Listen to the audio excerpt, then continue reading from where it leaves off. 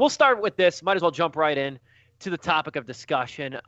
Christopher Nolan's Tenet came to theaters a few weeks ago, and it's been kind of an interesting ride. Tenet was the movie unfairly tasked to kind of test the waters for movie theaters' viability amidst the pandemic and really to see if people would show up. And allegedly they did. The first weekend, Warner Brothers was reporting a $20 million opening weekend, but that was a padded figure it came to be because there were a lot of early access screenings for Tenet the last week of August. There was a lot of like Monday, Tuesday, Wednesday early access at a lot of theaters. That was factored into what was thought to be the opening weekend. The opening weekend numbers for Tenet were a lot closer to about $9 million. And with the second weekend report of $6.5 million, it's abundantly clear people don't want to go to the movies. People don't feel comfortable going to the movies. People don't want to take the risk. I keep going back to what Governor Cuomo said of New York and how he said that movie theaters are the least essential business that poses the most risk of contracting the virus. And, you know, I never thought I'd hear myself talk so negatively about movie theaters the way I have been over the last 6 months, but it absolutely has come into play with this virus. And it's hard. It's hard for somebody like me who that was 3 days of the week I'd be going to the movies, and I haven't been since the middle of March. But let me start off by saying this, though, about Tenet's domestic failure. Then I'll throw it over to you, Joe. Tenet was the wrong movie to test the waters, period, point blank. This is a cryptic, convoluted, lengthy sci-fi action movie with no real marquee names. Christopher Nolan is a big name on internet nerd circles, to which I belong, and doesn't really galvanize theater goers unless it's like Dunkirk or Batman or something like that. Black Widow and Mulan would have been far better test subjects to test the waters for movie theaters. Tenet was the wrong movie, point blank, to try to lure people back into the movie theaters to begin with. Maybe it wouldn't have mattered at the end of the day, but that's where I stand on this. And I'll say this right now. You're not going to see any more big releases for 2020. You're not. It's not going to happen. Wonder Woman 1984 wants to come out on Christmas.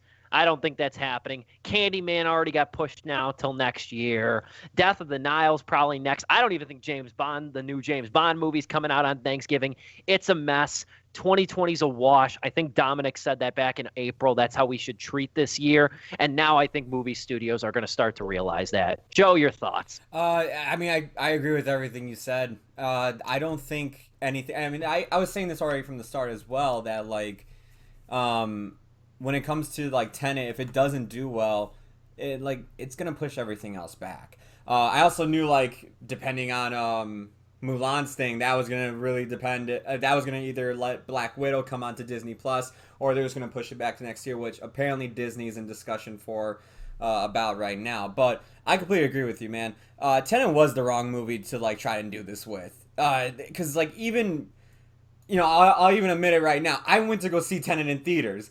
I didn't know what the hell happened. The movie is very confusing, and I didn't recommend it to anybody. I told people, I'm like, for the movie that is supposed to bring back the movie-going experience, it's going to bring back the most confusing experience in your life when you go see it, man. Yeah, for me, it was not that movie. I do agree. If there was a movie that it should have been something that's attached to a franchise, whether it be Black Widow, No Time to Die, hell, maybe even a Pixar movie, something that like can attract a big amount of people. I wouldn't even think like Candyman would have been that, but like something like Tenet, where it's like, yes, you have a big name like Nolan, but other than that, you really don't have anything else going for you in this movie. A lot of people are like, you know, they're just uncomfortable right now. It's still, to me, it's still too early to go to any movie and go see stuff. I know I sound like a hypocrite after I just went to go see one, but like, look, I got invited to a screening. I wanted to go see it through Fandango. He was the Sleepless with Steve Field reporter that we sacrificed for this very project. 2+ weeks later, he seems all right. Yeah, I do. But let me tell you, it was one hell of an experience. But anyway, like, yeah, to me, this was the sacrificial lamb, and it sucks that this was the one they chose to do.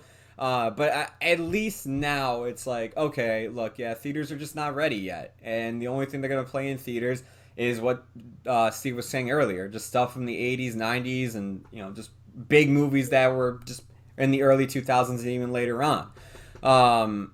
Yeah, I got nothing else really to say about this. I still think it's just too early. Dom, what's your thought? Well, I disagree with both of you guys. I'm actually really glad it was Tenet, because the fact that no one saw the movie means that a lot more people are safe. Like, no one got hurt, no one got sick. So if Fair it was, point. if we said this back in March, April. Did we even have a show in March? No, it was April when we started doing this. Was like, dude, if Avengers Endgame came out in July of 2020, it would have been a freaking massacre. Yeah. It would have, like, 300,000 in the U.S. It would have literally been a Thanos snap of like people. It would have been bad. Yeah. It would have been bad. Like a Harry Potter movie would have been bad, but Avengers Endgame, that would have been worse. Yeah. Markedly worse. Oh God, I can't think. Or even like Star Wars Episode 7, right? Force Awakens, all the hype. I still remember that hype for the one way a few years back, and that was a lovely time before the movies came out, but when they were announced.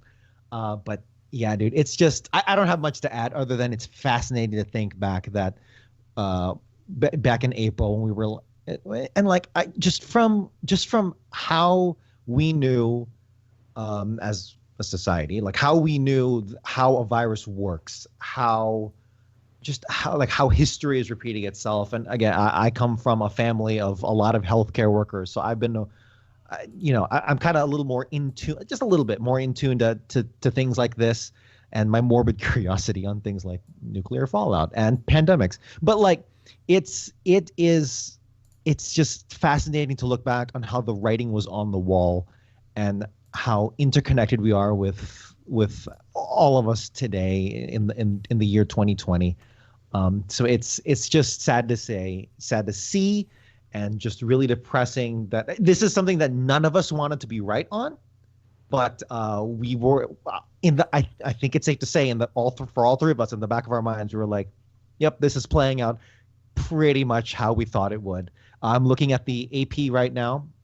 Or no, sorry, not AP. This is, I guess, from CNN. But CNN says that they have a headline saying, Dr. Fauci says, I would still put my money on November, December for a COVID-19 vaccine. But it's important to note, and this is in the article if you actually read the first sentence, but that he believes a coronavirus vaccine may be proven safe and effective by November or December.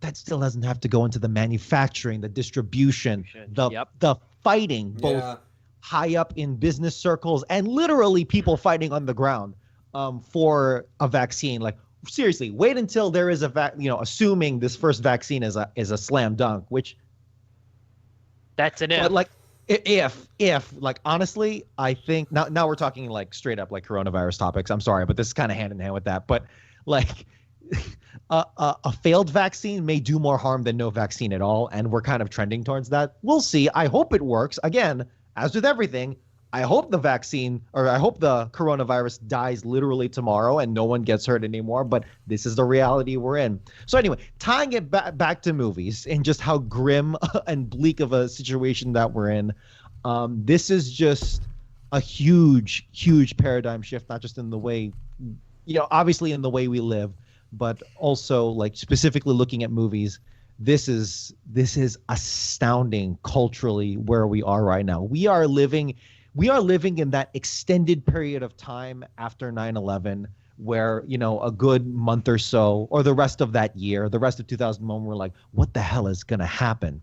And then things kind of sort of moved on slowly.